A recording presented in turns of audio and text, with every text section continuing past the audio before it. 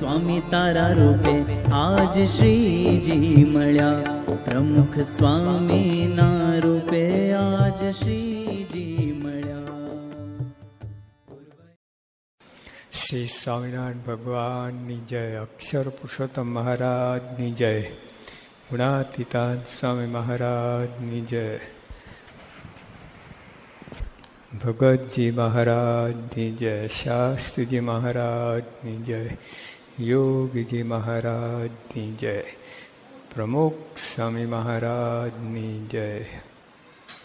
હમણાં પૂજ્ય ત્યાગલ સ્વામી વાત કરીને સેવા છે આમ ફેર છે. યોગી બાપા 15 વર્ષના જ હતા, પાર્ષદ હતા, અને તે વખતે ગાયો ચારવા મોકલતા ત્યાં મંદિરમાં, જુનાગઢ રહેતા હતા. તો સ્વામી જાય અને 300 દાંતણ કાપવાના, પોતે એકલા જ કાપે, પછી મંદિરે પાછા લાવે, પછી દરેક સંતોના આસને આપવા જાય. આપણે તો લાવીને ઢગલો નાખી દે, જેને લઈ જવો લઈ જાય. પહેલાં 300 દાંતણને ના કાપીએ, વહેંચવા પડે. આમ 10 જણની ટુકડી બનાવવી પડે, એક જણ 30 દાંતણ કાપે.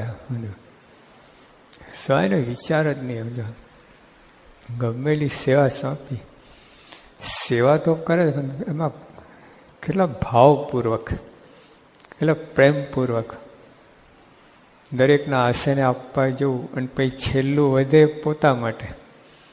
આપણે 300 દાંતણ લે, પહેલાં પેલું આપણે સારામાં સારું બાજુમાં લઈ લઈએ, પછી બીજાને. એટલે આ રીતે હંમેશા છેલ્લે સુધી ત્યાં અમે ગોંડલમાં યુવકો વાસણ ઉટકતા હતા. પછી બાપા એકદમ આવ્યા જોવા માટે. સાંઈ કે લાવો વાસણ ક્યાં ઉટકાય છે. ધર્યું, સાંઈ આમ કર્યું, લે આ તો છીકણા છે, આમ ના ઉટકાય, આમાં ઠાકોરજી જમે. તો એક યુવક કહે કે સ્વામી આ તો હરિભક્તોના છે.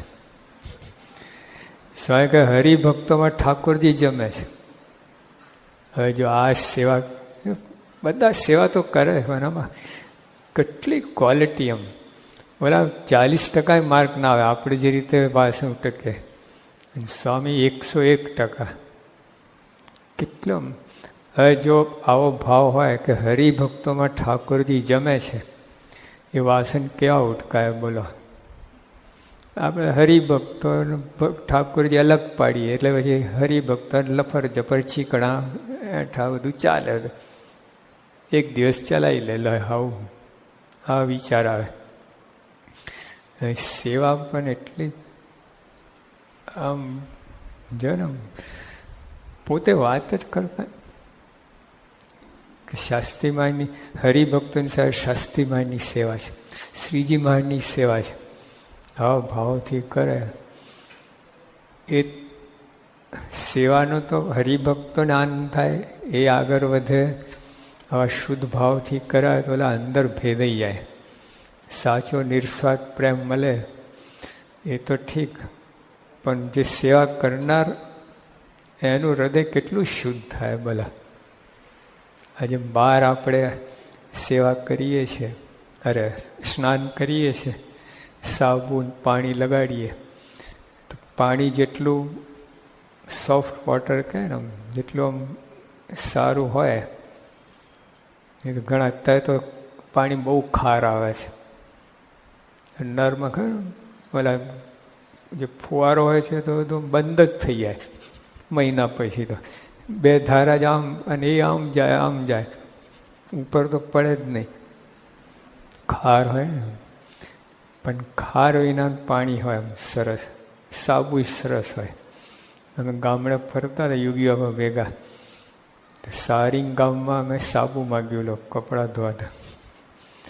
કેટલું કર્યું ને, ફીણ જ ના વારે, કપડું ઘસાઈ ગયું.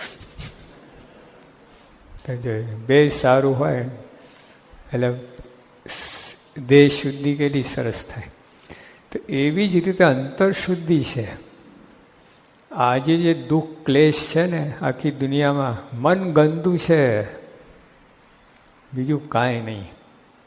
ગંદુ મન લઈને ફરો તમે, શું તમને સુખ આવે? અત્યારે ઉનાળો છે, બરાબર, પરસેવો થાય તમને, હવે જમવા સીધા બેસી જાઓ, ભલે ને આઈસ્ક્રીમ હોય તો મજા ના આવે. જ્યારે ઠંડા પડો, હાથ પગ ધોઈને અથવા સ્નાન કરીને પછી જે તમે જમો તો જે આ દૈહિક શુદ્ધિ પણ કેટલું ફેર પાડે. તો સવારે ઉઠ્યા તમે, બરાબર, અને એમને મોઢું ધોયા વગર, દાંતણ બ્રશ કર્યા વગર 12 વાગ્યા સુધી ફરો, મજા આવે? અને જ્યાં બ્રશ મારી દીધો ને બસ તાજગી આવી જાય. તો પેલા પ્લેનમાં તો પેલા આપે છે, કપડું આપે, એમ થયું પેલું કાગળ એવું આપે, એમ જરા લગાવી દે ને તાજગી આવી જાય. બધી બનાવટી બધી ચાલે છે. કહેવાનું શું કે એવી રીતે અંતર શુદ્ધિ થઈ જોઈએ. બહારનું તો ખૂબ આગળ વધ્યા છે આપણે. બહારની શુદ્ધિ પરદેશમાં તો તમારા વાત પૂછો નહીં. રસ્તામાં પણ ધૂળ ના ઉડે, આટલી બંધી, એટલો પેલો વેક્યુમ ક્લીનરથી બધું કરી લે. આપણે એક ગાડી જઈએ તો બધું આમ માથા ભરી જાય ધૂળથી, આવું થાય. પણ અંદર શુદ્ધિની ખામી છે. જ્યાં અંદર શુદ્ધિ નહીં થાય તો શું ખાવા નથી. બહાર ગમે એટલા સાધન હોય, ગમેલી સગવડ હોય, અબજો રૂપિયા, કરોડો નહીં, જો મન ગંદુ હશે ને તો સુખ આવશે જ નહીં. તો યોગી આપા જે સેવા કરતા એ આ રીતે કરતા. એકદમ મન શુદ્ધ જ હતું, મન અમન હતું, મન પુરુષોત્તમ રૂપ થઈ ગયેલું, એટલે પ્રશ્ન જ નથી. અને પછી એમની સેવા એટલે એમને તો પ્રશ્ન છે જ નહીં લાભનો, એ તો માણતા, આનંદ જ કરતા, પણ સામાનું હિત થાય એવી રીતે સેવા કરતા. સામાન યાદ રહીએ. આમ યોગી આપણને એક વાર મિજમાની ભોગવી હોય ને, અનુભવ કરો ને, જિંદગી ભૂલે નહીં. એટલું બધું આનંદ આવે. એ અંદર વાત જ જુદી હતી. એટલું શુદ્ધ પ્રેમ હોય, નિસ્વાર્થ પ્રેમ હોય. એટલે યોગી આપા જે હરિભક્તની સેવા કરી છે એમને, એ તો જેને જેને જે તેમની સેવા લીધી હશે, યોગી આપા પોતે જ વાત કરતા, મેં બધાને રાજી કર્યા છે, બધાની સેવા કરી છે. લો, અને આપણે તો બાદ બાકી થાય, આની સેવા થાય, આની ના થાય, અને આટલી જ થાય, અને આવી રીતે થાય, એમાંય ઊંચા નથી આવતા.